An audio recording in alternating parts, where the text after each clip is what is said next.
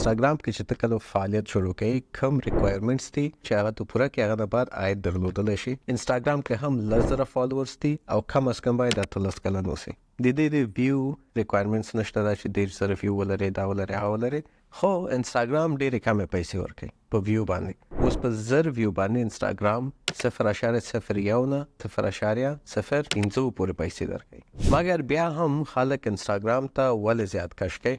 2 دلیل دي. یو خدا د انستاګرام کې تا دا لیجیټ فالوورز راځي او د تا کانټینټ نه استفاده کوي، تا نه استفاده کوي، هغه خلک راځي پکې. دویمه خبر دا ده چې انستاګرام ویو باندې صحیح د پیسې نه ورکوي، مګر نورې ډېرې لارې دي چې ته نه ده ښه عاید درلودلی شي. مثلا افیلیټ مارکیټینګ کولی شي. دویم دا ده چې ته د نورو برانډو سپانسرډ پوسټ کولی شي، یعنې تا هغه کمپنۍ یا برانډ سپانسر کړی ده، تا ته د هغه په حساب پیسې درکوي.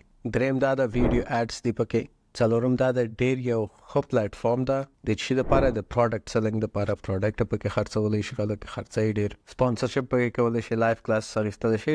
داسې ډېر نور اپورچونیټیز لري چې انستاګرام کې ته دا کارونه یا سپیسیفیک انستاګرام دغه کارو لپاره ده.